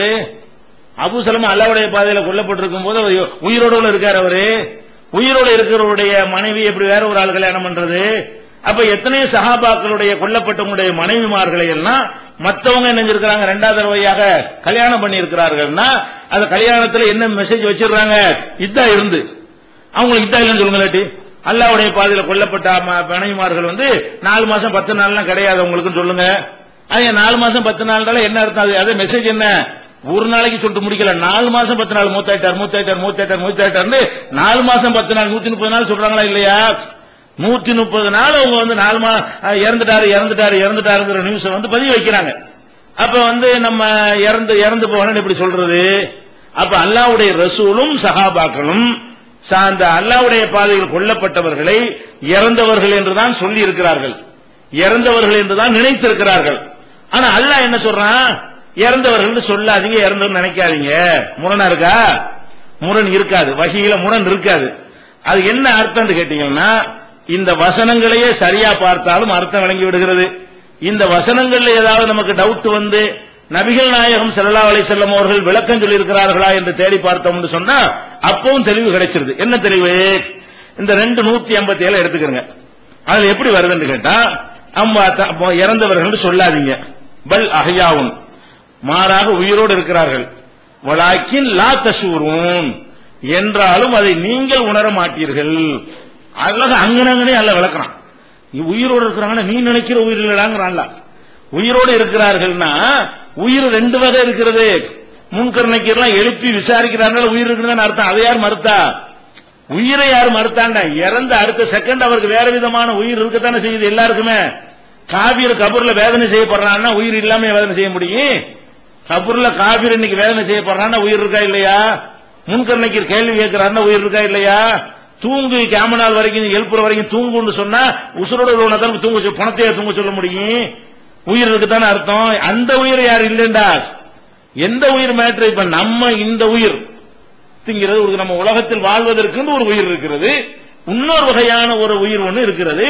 அந்த உயிருக்கு தான் இந்த கேள்வி கணக்கெல்லாம் கேட்கப்படுகிறது. ஒரு உயிர் போனோம்னா வேற விதமான ஒரு டைப்ல உள்ள உயிர் நமக்கு தரப்பட்டு விடுகிறது. இது எந்த உயிர் அல்லாஹ் சொல்றான். அப்ப அல்லாஹ்வுடைய பாதையில் கொல்லப்பட்டவங்க உயிரோடு இருக்கிறாங்க. அதே வசனத்திலே 257 வலாக்கின் லா தஷூரூன் என்றாலும் அதை நீங்கள் உணர மாட்டீர்கள். என்ன வழங்கிருச்சு? ஓ, நம்ம உணரக்கூடிய உயிர் இல்ல. கூப்பிட்டா பேச விட மாட்டாங்க, நம்ம கொடுக்குற சாப்பாடு வாங்கி சாப்பிட மாட்டாங்க, நம்ம அவங்க மனைவியை கல்யாணம் பண்ற மேட்டர் எல்லாம் குறுக்க நிக்க மாட்டாங்க. அந்த அர்த்தம் இல்லை. இது வேற மாதிரி விஷயம். வேற விதமாக உயிரோடு இருக்கிறார்கள் அல்லாஹ் சொல்றான். அதாவது மொத்தமா அந்த நாத்திகர்கள் சொல்லுவாங்கல்ல, செத்தானா அதோட எல்லாம் முடிந்து விட்டது, அப்படி நினைச்சிடாதீங்க. இஸ்லாத்துல அது கிடையாது. செத்த பிறகுதான் வாழ்க்கை ஆரம்பிக்குது இஸ்லாத்துல. அப்பயும் மூத்துங்கிற என்ன முடிச்சுட்டாங்க எல்லாத்தையும். இது ஒரு சோதனை கூடும். இந்த மறுபடியும் ஆரம்பிக்குது வேற வாழ்க்கை. வேற வாழ்க்கை ஆரம்பிச்சு வேற உயிரா இருக்கிறாங்க. அதனால நீங்க மூத்தாயிட்டாங்கன்னு எல்லாம் முடிஞ்சு போச்சு காலை அப்படி நினைச்சிடாதீங்க. முடியல, இப்பதான் ஆரம்பிக்குதுன்னு அர்த்தம். இப்ப நம்மள தானே சொல்றோம், இறை நேசர்கள் நபிமார்களுடைய வாழ்க்கையெல்லாம் முடிஞ்சா போச்சு, அதை விடுங்க. நம்ம வாப்பா தாத்தா மூத்தா போனாங்களா முடிஞ்சு போச்சா? என்னைக்கு மூத்தா போனாரோ அப்பதான் வாழ்க்கை ஆரம்பிக்குது அவருக்கு. இது சும்மா 50 வருஷம் 60 வருஷம் இருக்க போறாரு. இதான் வாழ்க்கை. காலகாலத்துக்கு அழியாத ஒரு பெரிய வாழ்க்கையை நோக்கி ஒரு போய்கொண்டிருக்கிறாரு. அது உயிரோடு தான் இருக்கிறாரு. அப்ப உயிரோடு இருக்குதல் என்பதை ரெண்டு விதமாக இஸ்லாம் நமக்கு சொல்லித் தருகிறது என்பதனாலதான் உயிரோடு இருக்கிறாங்க தான். ஆனா அது உங்களுக்கு விளங்காது, நீங்க உணர இயலாதுன்னு அதுல சொல்லி போடுறான். இதுல என்ன சொல்றான்னு கேட்டா, அந்த நினைக்காதீங்கன்ற வசனம் இருக்குல்ல, அதுல இன்னும் அல்லாஹ் அழகா தெளிவுபடுத்துறான். எப்படி தெளிவுபடுத்துறான்? வலா தஹஸபன்னல்லதீன குதிலு ஃபீ ஸபீலில்லாஹி அம்வாதா, அல்லாஹ்வுடைய பாதையில் கொல்லப்பட்டவர்களை இறந்தவர்கள் என்று நினைக்க கூட செய்யாதீர்கள். வல் அஹ்யாவுன், உயிரோடு இருக்கிறார்கள். இந்த ரப்பிஹிம், இது முக்கியமான பாயிண்ட். இறைவனிடத்தில் உயிரோடு இருக்கிறார்கள், உங்களிடத்தில் அல்லன்றதுக்கு அர்த்தம். உயிரோடு இருக்கிறார்கள்னா சும்மா தான் மனிதர் பேசுவதா இருந்தா நான் உயிரோடு இருக்கிறேன் என்ன அர்த்தம்? உயிரோடு இருக்கிறேன். அல்லாஹ்விடத்தில் உயிரோடு இருக்கிறேன் சொல்றாங்க என்ன அர்த்தம்? அது ஒரு மீனிங் கொடுக்கணுமா இல்லையா? அல்லாஹ் வெறுமனே உயிரோடு இருக்கிறார்கள் என்று சொல்லாம என்ன செய்யறான்னு கேட்டா, வல் அஹ்யாவுன் இன்த ரப்பிஹிம், தங்கள் இறைவனிடத்தில் உயிரோடு இருக்கிறார்கள். உங்க கண்ணுக்கு தான் இறந்து விட்டார்கள். உங்களை பொறுத்த வரைக்கும் அவங்க உயிரோடு இல்லை. அல்லாஹ்வை பொறுத்த வரைக்கும் வேற வாழ்க்கையில் அவங்க இருக்கிற காரணத்தினால் அங்க உயிரோடு இருக்கிறார்கள். வாழ்க்கை புதுசா அவங்களுக்கு ஆரம்பிக்கிறது. யுர்ஸகூன், இறைவன் புறத்திலிருந்து உணவளிக்கப்படுகிறார்கள். அது மாத்திரம் இல்லாம தொடர்றான் அதே வசனத்தில் தொடர்ச்சியாக வருகிறது, ஃபரிஹீன பிமா ஆத்தாஹுமுல்லாஹு மின் ஃபத்லிஹி, அல்லாஹ் கொடுத்திருக்கிற அருட்கொடைகளை எண்ணி மகிழ்ந்தவர்களாக இருக்கிறார்கள். வ யஸ்தப்ஷிரூன பில்லதீன லம் யல்ஹகு பிஹிம் மின் கல்பிஹிம், இனிமேல் பின்னால் வராமல் உயிரோடு தங்கி இருக்கிறார்கள் உலகத்தில், அவர்களுக்கு நல்வாழ்த்து சொல்லிக் கொண்டிருக்கிறார்கள். என்ன நல்வாழ்த்து சொல்கிறார்களா? அல்லாஹ் ஹவுஃபுன் அலைஹிம் வலாஹும் யஹ்ஸனூன், உங்களுக்கு பயம் கிடையாது, கவலை இல்ல, நீங்கள் தைரியமா எங்களை மாதிரி போராடுங்க, நாங்க ஒண்ணு எங்க வாழ்க்கை வீணா போயிடல, நாங்க நல்ல நிலையில் இங்க இருக்கிறோம் என்று அவர்கள் நமக்கு இந்த உலகத்தில் வாழக்கூடிய மக்களுக்கு கோழைத்தனமா போயிடாதீங்க என்று நற்செய்தி சொல்கிறார்கள். அது மாதிரி யஸ்தப்ஷிரூன பிநிஅமத்தின் மினல்லாஹி வ ஃபத்லின், அல்லாஹ்வுடைய அருட்கொடையினையும் அல்லாஹ்வுடைய பேரருளையும் என்ன செய்கிறாங்க? கிடைத்து விட்டது என்று உங்களுக்கு அவர்கள் நற்செய்தி சொல்லிக் கொண்டிருக்கிறார்கள். வஅன்னல்லாஹ லா யுதீஉ அஜ்ரல் முஃமினீன், மூமின்களுடைய கூலியை அல்லாஹ் வீணாக்க மாட்டான் என்ற செய்தி உங்களுக்கு சொல்கிறார்கள். அல்லாஹ் எப்படி சொல்றான்னு கேட்டா, அதாவது அல்லாஹ்வுடைய பாதையில கொல்லப்பட்டவங்க உயிரோடு இருக்கிறாங்க, அல்லாஹ்ட்ட உயிரோடு இருக்கிறாங்க, ரிஸ்க் அளிக்கப்படுகிறார்கள், தங்களுக்கு கிடைத்திருக்கிற இந்த பாக்கியங்கள்ல எல்லாம் நாங்க சந்தோஷமா இருக்கிறோம் என்கிற செய்தியை உலகத்தில் வாழ்கிற உங்களுக்கு அவர்கள் சொல்கிறார்கள். அவங்க சார்பா நான் இந்த நற்செய்தியை சொல்றேன் அப்படின்றதுதான் இந்த வசனம் தொடர்ச்சியா இருக்கிறது. அந்த சின்ன துண்டு வரைக்கும் நிப்பாட்டிக்கிறாங்க. எப்படி சொல்லுவாங்க? மொத்தமா வாசிக்காம ஒரு தொடர்ச்சியா செய்தி வரும் பொழுது ஒரு குறிப்பிட்ட அவங்களுக்கு வசதியான இடத்துல கட் பண்ணக்கூடாது. முடிஞ்சிருச்சுன்னா அடுத்த வசனத்துக்கு போகலாம். தொடர்ச்சி இருந்துகிட்டு இருக்கும்போது பாதியில கட் பண்ணலாமா? பாதியை கட் பண்றாங்க. எப்படி செய்வாங்கன்னு கேட்டா, வலா தஹஸபன்னல்லதீன குத்திலு ஃபீ ஸபீலில்லாஹி அம்வாத் பல் அஹ்யாஉன், அல்லாஹ்வுடைய பாதையில் கொல்லப்பட்டவர்களை இறந்தவர்களை இந்த எண்ணாதீர்கள், உயிரோடு தான் இருக்கிறார்கள் அப்படின்னு முடிச்சுக்கிறாங்க. தொடர்ந்து வாசிப்பு. அப்புறம் என்னப்பா இருக்கு குர்ஆன்ல உள்ள வாசி, தொடர்ச்சி அப்படி வாசி முழுசா வாசி வேண்டாம், எல்லாம் அடிபட்டு போயிடும். தொடர்ச்சியா வாசித்தார்களே ஆனால் அவங்க வாதத்துக்கு ஒண்ணுமே இல்லை. அதுல பாயிண்ட் நம்மளும் உயிரோடு இருக்கிறத ஒத்துக்கொள்ளணும். குர்ஆனை மறக்க முடியுமா? அல்லாஹ் வந்து உயிரோடு இருக்கிறார்கள், உயிரோடு தான் இருக்கிறார்கள். அர்த்தம் வேற அவனே சொல்லிவிட்டான்ல. அர்த்தம் வேறன்றதுனாலதான் ரசூல் ஸல்லல்லாஹு அலைஹி வஸல்லம் வந்து அடக்கம் பண்ணது, அவங்க சொத்துக்களை பங்கு எடுத்துக்கொண்டது எல்லாமே கரெக்டா தேடி ரெண்டு பொருந்தி போகிறது. ஒன்னும் முரண் கிடையாது. அந்த வகையில வந்து இறந்துட்டதுனால அதுக்குரிய வேலையெல்லாம் செய்தார்கள். இந்த வகையில உயிரோடு இருக்கிறதுனால அதுக்குரிய நம்பிக்கையை மனசுல கூட்டினார்கள். இன்னும் சொல்ல போனா இந்த இவங்க மாதிரி குழப்பங்கள்லாம் வந்து இருக்கிறதுனால அல்லாஹ் என்ன செய்யறான்னா, சஹாபாக்களுக்கு இந்த வசனத்துல ஒரு குழப்பத்தை உண்டாக்குறான்ல. சஹாபாக்களுக்கு என்னடா இது, நம்ம தான் உங்களை அடக்கிட்டு வந்திருக்கிறோம், நம்ம தான் சொத்தெல்லாம் பங்கு வச்சுக்கிட்டோம், அப்ப இறந்தவர்கள் சொல்லாதீங்கன்னா எப்படி, நினைக்காதீங்கன்னா எப்படின்னு அவங்களே என்ன செய்யறாங்க, கொஞ்சம் கன்ஃபியூஸ் ஆகி போறாங்க. சஹாபாக்களே என்ன செய்யறாங்க, இந்த வசனங்கள் இறங்கின உடனே அவங்களுக்கு டவுட் வந்துருது. டவுட் வந்தா என்ன, அல்ல வேண்டு வர வைக்கிறான். அவங்களுக்கு டவுட் வராமே விளங்க வச்சிருக்க முடியும். நம்மளுக்கு ஒரு நல்ல தெளிவான விளக்கம் கிடைக்கணுங்கிறதுக்காக வேண்டியும் இந்த கபரு வணங்கிகள்லாம் நாளைக்கு இப்படிலாம் கிளம்புவாங்க, அவங்களுக்கு ஒரு ஆதாரம் இல்லாம போகணும் என்று சொன்னால் நம்ம இதனுடைய விளக்கத்தை ரசூல் வாயிலிருந்து வர வைக்கணுங்கிறதுக்காக வேண்டி என்ன செஞ்சிருக்காங்கல்ல, அவங்களுக்கு ஒரு சந்தேகத்தை உண்டாக்கி அவங்க ரசூல் அட்ட போய் கேட்கறாங்க. என்ன கேட்கறாங்க, அல்லாஹ்வுடைய தூதரை என்ன ஒண்ணு விளங்க மாட்டேங்குது, இறந்தவர்கள் நினைக்க கூடாதுங்களா, இறந்துட்டாங்களா தான், இறந்தது கண்ணால தெரியுது, கொல்லப்பட்டவங்க இறந்த மூத்தா போயிட்டாங்க, உசுறு இல்ல, வெறும் பாடி தான் கிடந்துச்சு, நல்லா பார்த்தோம், அவங்கள போய் இறந்தவர்கள் சொல்லாதீங்கன்னா புரிய மாட்டேங்குது அல்லாஹ்வுடைய ரசூல், இதுக்கு என்னதான் அர்த்தம் அப்படின்னு கேட்கறாங்க. அப்ப கேட்டவன என்ன செய்யறாங்க, ரசூல் ஸல்லல்லாஹு அலைஹி வஸல்லம் சொல்றாங்க, உயிரோடு இருக்கிறதுக்கு அர்த்தம் நீ நினைக்கிற அர்த்தம் இல்ல. என்ன அர்த்தம் கேட்டா, இது முதல் அடிப்படையான ஒரு விஷயத்தை விளங்கிட்டு இந்த ஹதீஸுக்கு போவோம். இப்போ ஒரு மனிதன் இறக்குறான்னு வைங்களேன், இறந்தவுடன் நம்ம கபருக்கு தான் போறோம். இறந்த உடனே யார் நபிமார்களா இருந்தாலும் சரி எல்லாரும் எங்க போயிடுறோம், உடனடியாக கபருக்குள்ள நம்ம வந்து போய் இருக்கிறோம். அதாவது பர்சக்ங்கிற ஒரு உலகம், அந்த பர்சங்கிற உலகத்தில் இருந்து நமக்கு விசாரணை நடக்கிறது. அதுக்கப்புறம் ஒழுங்கா பதில் சொன்னா தூங்கிக்கிட்டு இருக்கிறோம், ஒழுங்கா பதில் சொல்லனா அந்த வழக்குகளால் அடி வாங்கிட்டு இருக்கிறோங்கிற அளவுல அது ஒரு வாழ்க்கை நடந்து கொண்டிருக்கிறது. இதுல இந்த ஷஹீதுகள் இருக்காங்கல்ல, அவங்களுக்கு வந்து அந்த பர்சையில இருந்து எல்லாம் வெளியே எடுத்துறோம், அதுல இருக்க மாட்டாங்க. இறந்த உடனே அவங்க எங்க போயிருவாங்கன்னு கேட்டா சொர்க்கத்துக்கு போயிருவாங்க. கபூருக்கு போயிட்டு அப்புறம் சொர்க்கத்துக்கு போறது கிடையாது. இறந்த உடனே அல்லாஹ்வுடைய பாதையில மட்டும் கொல்லப்பட்டாங்கன்னு சொன்னா அவங்க எங்க போயிருவாங்க, உடனே இங்க இருந்து கொல்லப்பட உடனே என்னவாயிரும், சொர்க்கத்துக்கு போயிருவாங்க. சொர்க்கத்துக்கு போனா அது அல்லாஹ்வுடைய நியதிக்கு அது மாற்றம்.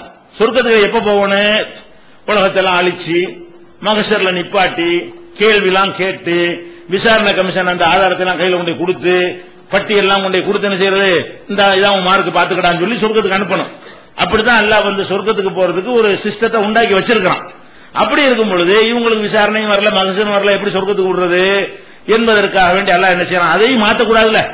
சொர்க்கத்துக்கு போறதுக்கு அல்லாவே ஒரு நியதியை ஏற்படுத்தி இருக்கும் பொழுது அதுக்கு உட்பட்டு தான் சொர்க்கத்துக்கு போக முடியுமே தவிர மீறிக்கிட்டு போகக்கூடாது என்பதற்காக அல்லாஹ் என்ன பண்றான்னு கேட்டா, அந்த ஷஹீதுகளை மாத்திரம் சொர்க்கத்துக்கு அனுப்பும் போது மனிதர்களுடைய உடல் கூட்டுல அந்த உயிரை கொடுத்து, மனித வடிவத்தில் ஒரு உடல் இருக்கும்ல, அந்த உடலுக்குள்ள உயிரை கொடுத்து சொர்க்கத்துக்கு அனுப்பாம பறவைகள் மாதிரி ஒரு உருவத்தை செய்து அதுல இவங்களுடைய உயிரை கொடுக்கறான்ல.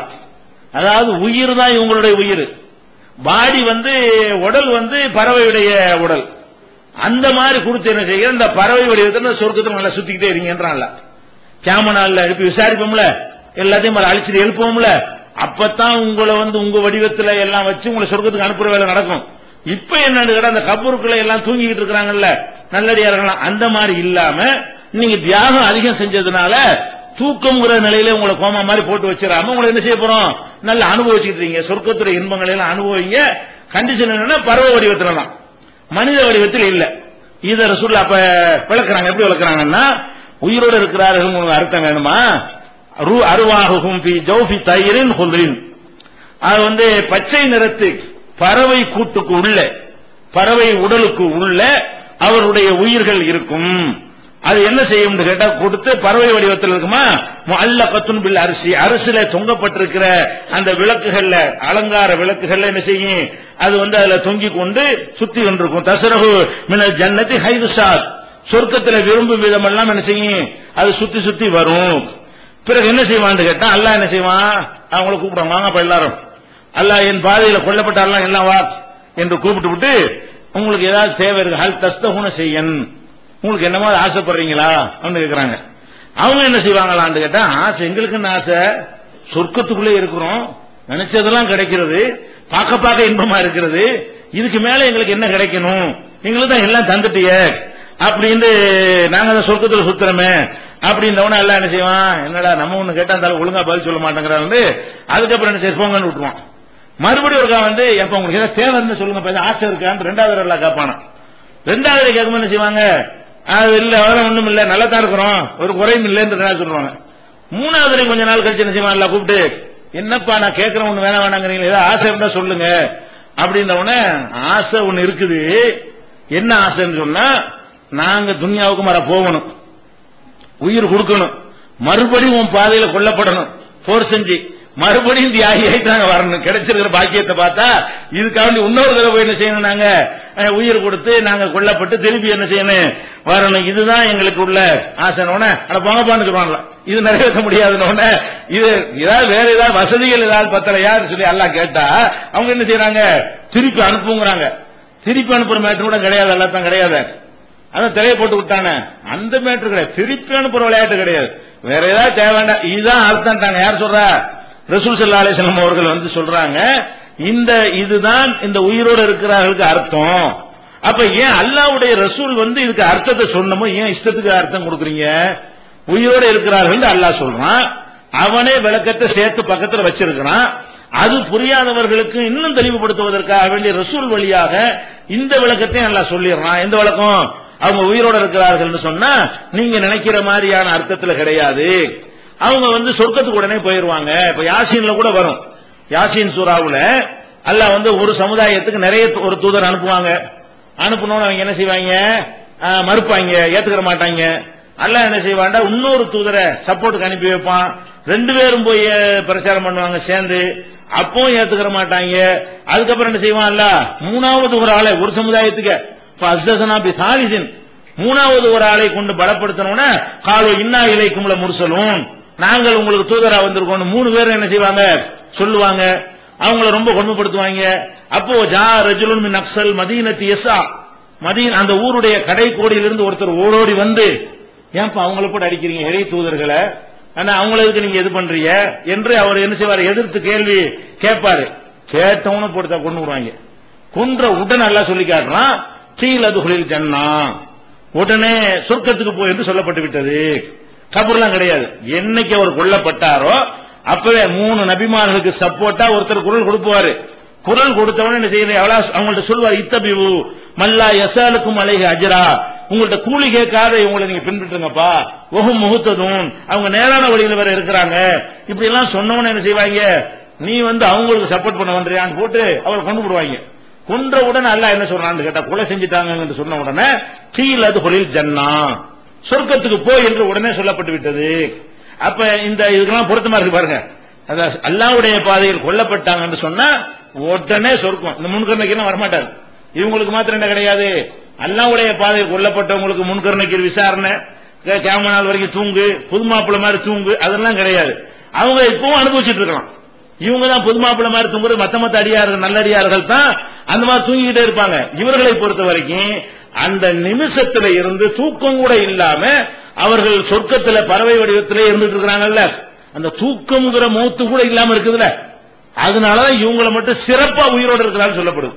எதுக்கு அப்படி சொல்லப்படுது, நபிமார்கள் கூட தூங்கிடுறாங்க, ஆனா அல்லாஹ்வுடைய பாதையில் கொல்லப்பட்ட நபிமார்கள் இருந்தார்கள், அவங்க அதை சுத்திட்டு இருப்பாங்க. மத்த இந்த ஷஹீதுகளுக்கு மாத்திரம் அல்லாஹ் என்ன அந்தஸ்து கொடுக்கறான்னு கேட்டா, அவங்க வந்து ஏன்னா அவங்க தன்னால அந்த உயிர் இன்னும் கொஞ்ச நாளைக்கு இருக்கலாம்ல, அல்லாஹ் விதிப்படிதான் நடக்குன்னு வச்சுக்கிட்டாலும் அது விதி சர்ச்சையா போயிடும். இருந்தாலும் அல்லாஹ்வுடைய பாதையில போய் போகும்போது தியாகம் பண்ணாங்கன்னு வந்துருதுல, இன்னும் கொஞ்ச நாளைக்கு வாழலாமே இல்லாம இறைவனுடைய மௌத்து இயற்கையா வரட்டுமேன்னு பார்க்காம இறந்திருக்காங்களா இல்ல அல்லாஹ்வுக்காக வேண்டி, அதனால இவங்களுக்கு ஒரு சிறப்பு தகுதியை கொடுத்து அல்லாஹ் என்ன பண்றான், அவங்கள சொர்க்கத்துக்கு உடனே எடுத்துக்கிறான். இதுதான் அர்த்தம்.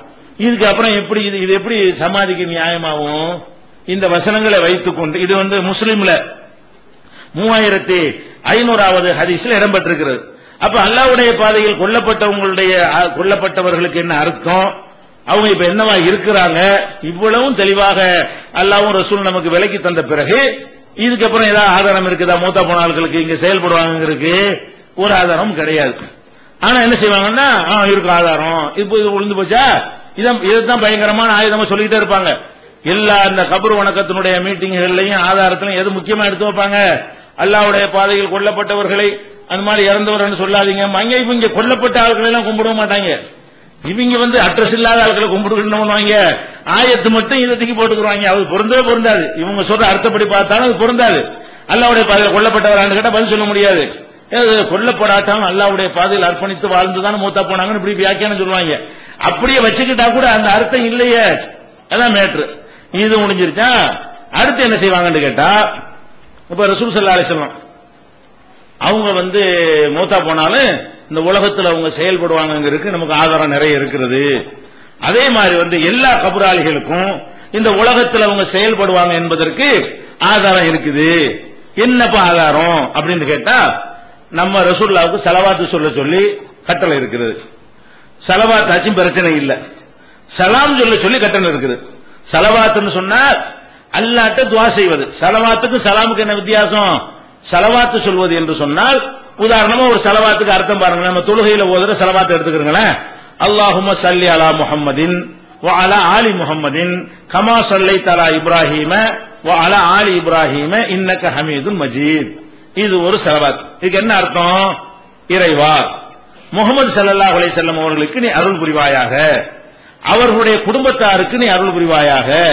கமா ஸல்லைத அலா இப்ராஹீம், இப்ராஹிம் நபிக்கு நீ அருள் புரிந்தது போலவும், வ அலா ஆலி இப்ராஹீம், இப்ராஹிம் நபியுடைய குடும்பத்தாருக்கு அருள் புரிந்தது போலவும் எங்க நபிக்கு நீ அருள் புரிவாயாக.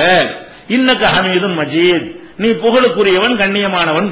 இந்த ஸலவாத்துங்கிறது ரசூலுல்லாஹ் பார்த்து பேசுற மாதிரி அமையல, அல்லாஹ் பார்த்தா பேசுறோம். அல்லாஹும்ம இறைவா, எந்த ஸலவாத்து நீங்க போட்டாலும் அல்லாஹும்ம ஸல்லி வ ஸல்லிம் பாரிக் அலைஹின்னு இவங்களா உண்டாக்கிட்டு கூட ஒரு ஸலவாத்து சொல்லுவாங்க. அது கூட அர்த்தம் அப்படித்தான் வரும். என்ன அர்த்தம் வரும்? அல்லாஹும்ம இறைவா, சல்லி நீ அருள் புரிவாயாக, ஓ சல்லிம் அவங்களுக்கு நிம்மதியை கொடுப்பாயாக, அவ அலா முஹம்மதின் அலைஹி அவர்களுக்கு, இப்படிங்கிற அர்த்தம் தான் வரும். அல்லது ஸல்லல்லாஹு அலைஹி வஸல்லம் சொல்றோம், அதுவும் ஸலவாத்து தான். கால ரசூலுல்லாஹி ஸல்லல்லாஹு அலைஹி வஸல்லம், நபிகள் நாயகம் ஸல்லல்லாஹு அலைஹி வஸல்லம், முஹம்மது நபி ஸல்லல்லாஹு அலைஹி வஸல்லம், ரசூல் ஸல்லல்லாஹு அலைஹி வஸல்லம் ஒரு ஸலவாத்து சொல்றோம். ஸல்லல்லாஹு அலைஹி வஸல்லம்னு சொல்றோம். இதுக்கு என்ன அர்த்தம்? அல்லாஹ் அவர்களுக்கு அருள் புரிவானாக அர்த்தம். இதுல எந்த ஒரு ஸலவாத்திலையும் ரசூல் ஸல்லல்லாஹு அலைஹி வஸல்லம் நோக்கி பேசுற மாதிரி அர்த்தம் இல்ல.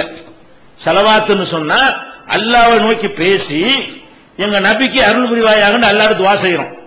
இதுல ஒரு கிறுக்குத்தனமான ஒரு வாதம்லாம் வைக்க இயலாது. ஸலவாத்துங்கிறது அப்படி. ஸலவாத்துங்கிறது இறைவனுக்கு நமக்கு தான் பேச்சு. என்ன பேசுறோம்?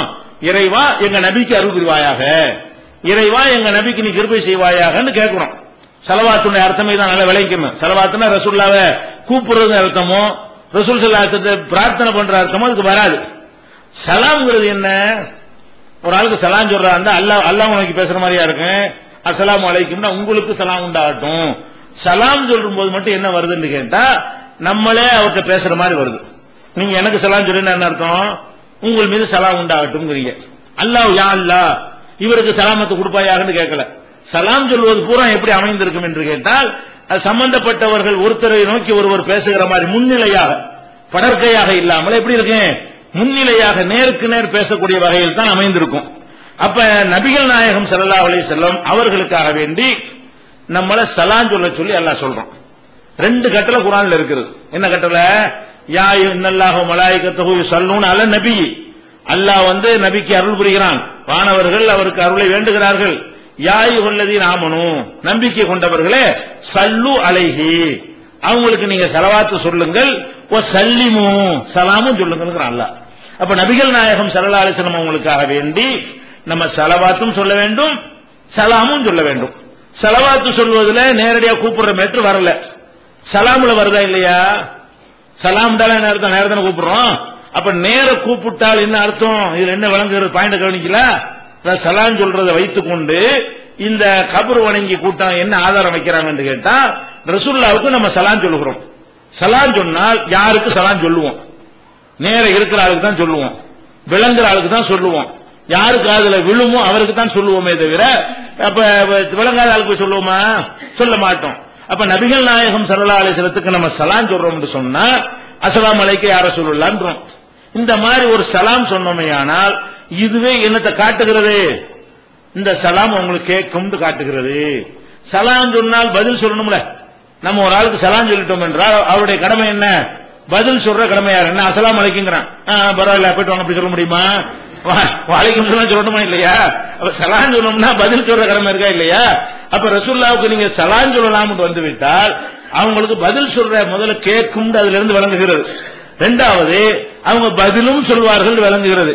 பதிலும் சொல்லி கேட்கவும் செய்வாங்கன்னா வருஷம் இல்லையே. இப்ப ரசூலுல்லாஹ்வுக்கும் நமக்கு மத்தியில மட்டும் இல்ல, எப்படி கொண்டு வர்றாங்க? மத்தவங்களுக்கு வேண்டாது சரியா இருக்கலாம், ரசூல் ஸல்லல்லாஹு அலைஹி வஸல்லத்துக்கு வந்து எங்க இருக்குது? நம்ம தான் சலாம் சொல்றோமே, அவங்க தான் கேட்கிறாங்களே, கேட்க பதில் சொல்றாங்களே, இப்படின்னு சொல்லும் பொழுது ஒரு மாதிரியான ஒரு தடுமாற்றம் நிறைய பேருக்கு ஏற்படும்.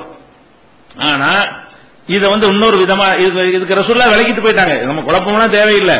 இவன் அரைகுறையா எடுத்துக்கிட்டு இவங்களா குழம்புறாங்களே தவிர அப்படி குழப்பத்துல ரசூல் ஸல்லல்லாஹு அலைஹி வஸல்லம் நம்மளை விட்டுட்டு போகவே இல்லை. ரொம்ப தெளிவா தான் எல்லாத்தையும் சொல்லிட்டு போயிருக்கிறாங்க. இதை புரிஞ்சுக்கிறதுக்கு முன்னாடி ரசூலுல்லாஹ் காலத்துக்கு நம்ம திரும்பிடுவோம். ரசூல் ஸல்லல்லாஹு அலைஹி வஸல்லம் வாழுகிற காலம். அந்த வாழுகிற காலத்துல இப்ப நம்ம தொழுகையில அத்தஹியாத் ஓதுறோம்ல, அத்தஹியாத் ஓதும் பொழுது அந்த அத்தஹியாத்திலேயே சலாம் இருக்கா இல்லையா? அஸ்ஸலாமு அலைக்க அய்யுஹன் நபியு வ ரஹ்மத்துல்லாஹி வ பரகாத்துஹு. அத்தஹியாத்துல நம்ம என்ன பண்றோம்னு கேட்டா ரசூல் ஸல்லல்லாஹு ஸலவாத்தும் சொல்றோம். எப்படி சொல்றோம்? அல்லாஹும்ம ஸல்லி அலா முஹம்மதின் வ அலா ஆலி முஹம்மதின் ஸலவாத்தையும் சொல்லி போடுறோம். ரசூலுல்லாஹ்வுக்கு சலாமும் சொல்றோம். எப்படி சொல்றோம்? அஸ்ஸலாமு அலைக்க அய்யுஹன் நபியு வ ரஹ்மத்துல்லாஹி வ பரகாத்துஹு அஸ்ஸலாமு அலைனா வ அலா இபாதில்லாஹி ஸாலிஹீன் அஷ்ஹது அல்லா அப்படிதான் ஓதுறீங்க. அந்த அஸ்ஸலாமு அலைக்க அய்யுஹன் நபியு வ ரஹ்மத்துல்லாஹி வ பரகாத்துஹுன்னு சொல்றீங்களே, அதுல நேரத்தான் கூப்பிடுறீங்க. அஸ்ஸலாமு அலைக்க உங்கள் மீது சலாம் உண்டாகட்டுமாக. மூத்தா போயிட்டாங்கிறீங்க. என்ன கூப்பிடு? அத்தஹியாத் இன்னைக்கு வரைக்கும் அத்தஹியாத்துல என்ன ஓதிக்கிட்டு இருக்கீங்க? அஸ்ஸலாமு அலைக்க உங்கள் மீது சலாம் உண்டாகட்டுமாக. இந்த உங்கள் தான் யாரு? அய்யுஹன் நபியு, நபியங்கிற கூப்பிட்டு ஏற பக்கத்தில் உள்ள ஆளு சொன்னு சொல்லக்கூடாதுங்கிறதுக்காக வேண்டி அதுல எப்படியே வருது? அஸ்ஸலாமு அலைக்க அய்யுஹன் நபியு, நபியே உங்கள் மீது சலாம் உண்டாகட்டுமாக, ஒரு ரஹ்மத்துல்லாஹி அல்லாஹ்வுடைய ரஹ்மத் அருள் உண்டாகட்டுமாக, ஓ பரகாத்துஹு அல்லாஹ்வுடைய சிறப்பு அருளும் உண்டாகட்டுமாக அப்படின்னு நம்ம சொல்றோம். நம்மளும் சொல்றோம், ரசூல் ஸல்லல்லாஹு அலைஹி வஸல்லம் காலத்தையும் சொல்றாங்க. இப்ப இதை வச்சுட்டு என்ன பாயிண்ட்க்கு வர்றாங்கன்னு கேட்டா, பார்த்தீர்களா ரசூலுல்லாஹ் மூத்தா போய் எத்தனை ஆண்டுகள் ஆயிடுச்சு, இன்னைக்கு வரைக்கும் அத்தஹியாத்துல உட்கார்ந்து கொண்டு அஸ்ஸலாமு அலைக்க அய்யுஹன் நபி என்று சொல்கிறோம். நபியே உங்கள் மீது சலாம் உண்டாகட்டுமாக பேசுகிறோம். அப்ப கேட்காமையா பேசுறோம்? கேட்காத ஒன்றை பேசல சொல்லுவானா? ஒரு ஆளுக்கு சலாம் சொல்றாலே கேட்கணும் தானே அர்த்தம். தொழுகைக்குள்ள உட்கார்ந்துகிட்டு போய் சொல்லுவானா? இல்ல. அப்ப இதுல இருந்து என்ன விளங்குறது? நம்ம ரசூலுல்லாஹ்வை கூப்பிடுறோம், சலாம் சொல்றோம், அவங்க சலாம கேட்கறாங்க, அதுக்கு பதில் சொல்றாங்க என்பதெல்லாம் இதுக்குள்ள அடங்கி இருக்குது. அதுல ஒண்ணு அடங்கி இருக்கு. அவன் சொல்றான் அப்படி நேரடியா உள்ள சலாம் சொல்றான், அவ்வளவுதான். அவன் எப்படி வாதம் பண்றான்னு கேட்டா இவ்வளவு அர்த்தம் அடங்கி இருக்குது அப்படிங்கிறான். சரி, அடங்கி இருக்குல்ல. இப்ப உள்ள காலத்தை வச்சு நம்ம வந்து என்ன செய்ய முடியாது, கண்டுபிடிக்க இயலாது. ரசூல் ஸல்லல்லாஹு அலைஹி வஸல்லம் உசுரோட இருந்தாங்கல்ல, அப்ப இதுக்கு அர்த்தம் என்னன்னு கண்டுபிடிச்சிடலாம். இப்ப ரசூலுல்லாஹ் இமாமா இருக்கிறாங்க. இமாமா இருக்கும்போது பின்னாடி உள்ளவங்க எல்லாம் என்ன செய்யறாங்க?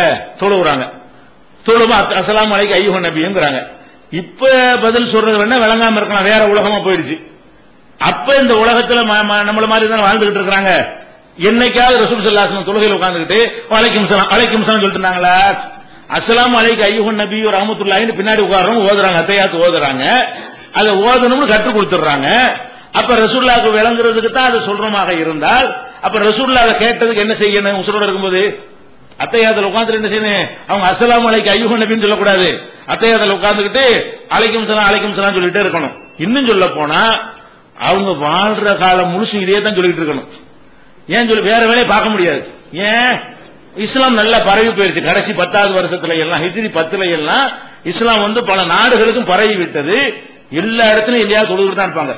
ரசூலுல்லாஹ் வாழ்ற காலத்துல எல்லா தமிழ்நாடுன்னு வச்சுக்கிறோம், தமிழ்நாட்டு அளவுக்கு இஸ்லாம் பரவிச்சுன்னு வைங்களேன். இப்ப ரசூல் ஸல்லல்லாஹு அலைஹி வஸல்லம் இங்க இருக்கிறாங்க. இங்க வந்து ஒரு 1.25 லொஹர் வைக்கிறீங்க.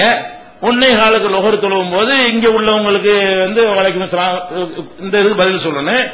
1:20க்கு இன்னொரு இடத்துல லொஹர் இருக்கும், 1:25க்கு இன்னொரு இடத்துல லொஹர் இருக்கும். இப்படியே போய்கிட்டு இருந்தா அவன் எல்லா பக்கமும் தொழுதுட்டே இருப்பான் அங்கங்க. அதுபோல சுன்னத்தான தொழுவு தொழுவான், நபிலான தொழுவு தொழுவான். அப்ப ஒவ்வொரு செகண்ட்ல யாராவது தொழுதுட்டு இருப்பானா இல்லையா? ரசூல் ஸல்லல்லாஹு அலைஹி வஸல்லம் வாழ்ற காலத்துல ஒவ்வொரு செகண்ட்லயும் எங்கேயாச்சும் ஒரு ஆள் அதுவும் அதிகமா தொழக்கூடிய காலம் அது. பரல மட்டும் தொழுது ஓட மாட்டாங்க. ராத்திரி கூட உட்கார்ந்து வலைக்கும் சலாம் வலைக்கும் சலாம் வலைக்கும் சலாம் இதெல்லாம் சொல்றீங்க ஏடாது. இது சதா சொல்றதுக்கு நீங்க சொன்ன அர்த்தமா இருந்தா அப்ப ரசூல் ஸல்லல்லாஹு அலைஹி வஸல்லம் அவர்கள் வாழ்ந்த காலத்தில் அவங்க எந்த வேலையாவது செய்ய முடியுமா? எப்பவாவது யாராவது ஒருத்தர் தொழுதுட்டு இருப்பாரு, யாராவது ஒருத்தர் அஸ்ஸலாமு அலைக்கும் அய்யுஹன் நபியும்பாரு. அப்ப அதுக்கு பதில் சொல்ற கடமை உசுரோட இருக்கிறாங்கல்ல. உசுரோட இருக்கும்போது உலகத்துல சொல்ற மாதிரி தானே பதில் சொல்லணும். மூத்தா போயிட்டாங்கன்னா வேற மாதிரி பதில் வேற அப்படின்னு சொல்லிக்கலாம்.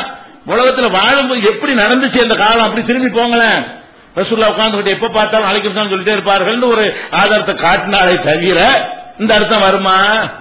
அப்ப என்னது யார் யார் அஸ்ஸலாமு அலைக்கும் ஓதுனான்ற ரசூலுல்லாஹ்வுக்கு தெரியாது.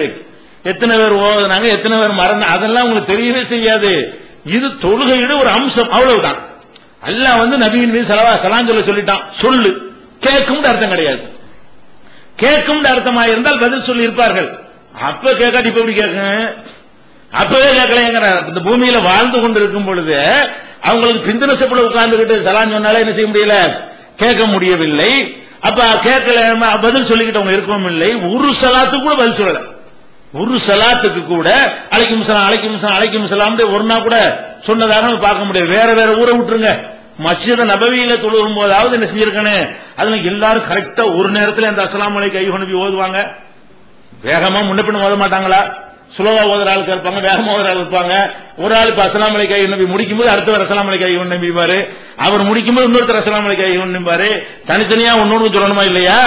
அப்ப ரசூல் ஸல்லல்லாஹு அலைஹி வஸல்லம் ஒரு மத்த உலகத்தில் உள்ளது கேட்காட்டா கூட அந்த சபையில் உட்கார்ந்துகிட்டு 100 200 300 சஹாபாக்கள தொழுகையில அத்தஹியாத்துல உட்கார்ந்து கொண்டு அஸ்ஸலாமு அலைக்கும் அய்யுஹன் ஓதி அது கேட்டு இருந்தால் ரசூலுல்லாஹ் பதில் சொல்வாங்கன்னு அர்த்தம் இருந்தா என்ன செஞ்சிருக்கனே, ஒரு 100 தடவையாவது அலைக்கும் சலாம் சொல்லியிருக்கணும். ஒவ்வொரு வக்திலையும் ஒவ்வொரு அத்தஹியாத்திலும் என்ன செஞ்சிருக்கணும், அத்தஹியாத்துல உட்கார்ந்துகிட்ட அலைக்கும் சலாம் தொழுகையே நீட்டக்கூடாதுன்னு வர சொல்லிட்டாங்க. 100 சலாம் சொல்றதே எங்கேயும் டைம் ஓடி போயிடும். அப்ப இதெல்லாம் பார்க்கக்கூடிய நேரத்துல சலாத்தை வச்சுக்கிட்டு நேரடியா இருக்கு ஆதாரம், தெளிவா இருக்கு, கேட்காது, முடிஞ்சிருச்சு, திரை போட்டாச்சு, அது வேற உலகம் இது வேற உலகம், இவ்வளவு தெளிவாக அல்லாஹ் அறிவித்த பிறகு சலாம் சொன்னதை வச்சுக்கிட்டு சுத்திக்கிட்டு வர்றான் பாருங்களேன். இப்படி மூக்க தொடர்ந்து இப்படி வந்துகிட்டு தொட பாக்கலாம், எட்ட மாட்டாங்க, அப்போ தொட முடியல. அப்ப அழகா தொட்டு போயிடலாமா இல்ல, தெளிவா தானே இருக்குமா இருக்கும். இதே மாதிரி என்ன பண்ணுவாங்கன்னு கேட்டா நம்ம போய் கபூர்ல ஜியாரத் பண்றோம்ல, அதுல அஸ்ஸலாமு அலைக்கும் தானே சொல்றோம். அதுல இருந்து ரசூலுல்லாஹ்க்கு மட்டும் இல்லைங்க, முதல் இப்படி ஆரம்பிப்பாங்க. ரசூலுல்லாஹ் பத்தியெல்லாம் நம்ம சலாம் சொல்லுகிறோம் கேட்குறது ரசூலுல்லாஹ் மட்டும் இல்லைங்க, எல்லாருக்கும் கேட்குதுங்க. கபர்ஸ்தான்ல போய் அஸ்ஸலாமு அலைக்கும் தாரக்கும் மின் முஃமினீன் சொல்றீங்களா இல்லையா? கபராளிகளை உங்களுக்கு சலாம் உண்டாகட்டுமா கண்டு அதிலிருந்து என்ன விளங்குகிறது, இந்த சலாம் கேட்குது என்று விளங்குகிறது, அவர்கள் பதில் சொல்கிறார்கள் என்று விளங்குகிறது. இதே மாதிரி இவனுக்கு விளங்குன்னு சேர்த்துக்கிறோம். அப்ப ரசூலுல்லாஹ்வுக்கு உள்ளதே தட்டிட்டோம்னா அது ஒண்ணுமெல்லாம் போயிடும். ரசூல் ஸல்லல்லாஹு அலைஹி வஸல்லம் உள்ளதே என்ன இல்ல, நீங்க சொல்ற அர்த்தம் இல்ல. அதே நேரத்தில் ஒன்னே ஒன்னு இருக்கிறது. என்ன இருக்குது, நபிகள் நாயகம் ஸல்லல்லாஹு அலைஹி வஸல்லம் சொன்னாங்க, இன்னலில்லாஹி மலாயிகத்தன் ஸய்யாஹீன ஃபில் அர்லி யுபல்லிகூன மின் உம்மத்தி ஸலாம். அல்லாஹ் சில மலக்குகளை நியமித்து வைத்திருக்கிறான். நம்ம சலாம் சொன்னோம்னு சொன்னா இந்த சலாம் சொன்னார்கள்ங்கிற செய்தியை பதில் அங்கிருந்து வராது, இந்த மலக்குகள் போய் எத்தி வைப்பார்கள். அப்படி சில மலக்குகளை எல்லாம் நியமித்திருக்கிறான். நம்ம இங்க உட்கார்ந்து இருக்கிறோம், ரசூலுல்லாஹ்வுக்கு சலாம் சொல்லிடுறோம், அல்ல தொழுகையில உட்கார்ந்து அஸ்ஸலாமு அலைக்கும் அய்யுஹன் நபிங்கிறோம். இந்த சலாமை என்ன செய்வாங்க, நம்ம சொல்றது அங்க போய் கேட்காது, மஸ்ஜித் நபவியில போய் நீங்க தொழுதாலும் கேட்காது. ரசூலுல்லாஹ் அடக்கம் பண்ணி இருக்கிற அந்த பள்ளிவாசலுக்கு போய் அந்த பள்ளிவாசல்ல போய் அஸ்ஸலாமு அலைக்கும் அய்யுஹன் நபி என்று சொன்னாலும் அது ரசூல் ஸல்லல்லாஹு அலைஹி வஸல்லம் கேட்காதான். அல்ல எப்படி சொல்றாங்க, எப்படி கேட்கும், பூமிக்கு என் தொடர்பு இல்லாம போச்சு, வேற உலகமா ஆயிடுச்சுன்னா ரசூலுல்லாஹ் என்ன சொல்றாங்கன்னு கேட்டா, இன்னலில்லாஹி மலாயிகத்தன் ஸய்யாஹீன ஃபில் அர்லி, பூமியில சுற்றி திரியக்கூடிய வானவர்களை அல்லாஹ் நியமித்திருக்கிறான். யுபல்லிகூன மின் உம்மத்தி ஸலாம், என் சமுதாயத்தின் சார்பாக சொல்லப்படுற சலாமை எனக்கு கொண்டு வந்து சேர்க்கிறார்கள். மலக்கு போய் என்ன செய்வாங்கன்னு கேட்டா, இந்த மண்ணடியில் இந்த மாதிரி மர்க்கஸ்ல உங்களுக்கு இத்தனை பேர் சலாம் சொன்னாங்க, இத்தனை பேர் சலாம் சொன்னாங்க, இத்தனை பேர் அந்த உலகத்துல எல்லாம் ஃபாஸ்ட் வழங்குதா. இன்னைக்கு ரிலேட்டிவிட்டி தியரி பிரகாரம் பார்த்தீங்கன்னா பெரிய ஒரு ஆச்சரியமானது கிடையாது. அப்ப கோடான காரியங்களை ஒரு செகண்ட்ல அங்க முடிஞ்சு போயிடும். அந்த மாதிரி அந்த மீடியேட்டர் வேற மலக்கு வழியாக போகிறது, மீடியேட்டர் மூலமாகத்தான் போக முடியும், கடத்த முடியும். மலக்கு தான் அங்க இங்கேயும் வருவார், அந்த உள்ளகையும் போவார், இங்கேயும் வருவார். யாரு, மலக்கு வருவார், அங்கேயும் போவார். மலக்குகள் தான் எல்லாத்துக்குள்ளேயும் பூந்து வரக்கூடியவர்களா இருப்பார்களே தவிர, இங்க உள்ளது ரசூலுல்லாஹ் கேட்காததுனால தானே மலக்கு நியமிக்கணும். அதுவே கேட்டா எதுக்கு மலக்குங்கிறேன். நம்ம சொல்லக்கூடிய ரசூலுல்லாஹ் கேட்குமே, ஆனால் மலக்கு எதுக்கு, மலக்கையா நியமிக்கணும் போய் சொல்றதுக்கு? நீ அப்ப எனக்கு தான் டைரக்டா வந்துகிட்டு இருக்க, இதுக்கு மலக்கு என்னத்துக்கு அப்படி சொல்லலாமா இல்லையா? அப்ப அந்த ஹதீஸ் இது நசையில 1265வது ஹதீஸ்ல இடம்பெற்றிருக்கிறது. இன்னும் இந்த இறந்தவர்களுக்கு சலாம் சொல்வதை வைத்துக் கொண்டு இன்னும் என்னென்ன குறுக்குவாதங்களை வைத்துக் கொண்டு இதை நியாயப்படுத்துகிறார்கள் என்பது இன்ஷா அல்லாஹ் அடுத்தடுத்த நாட்கள் பார்க்கலாம்.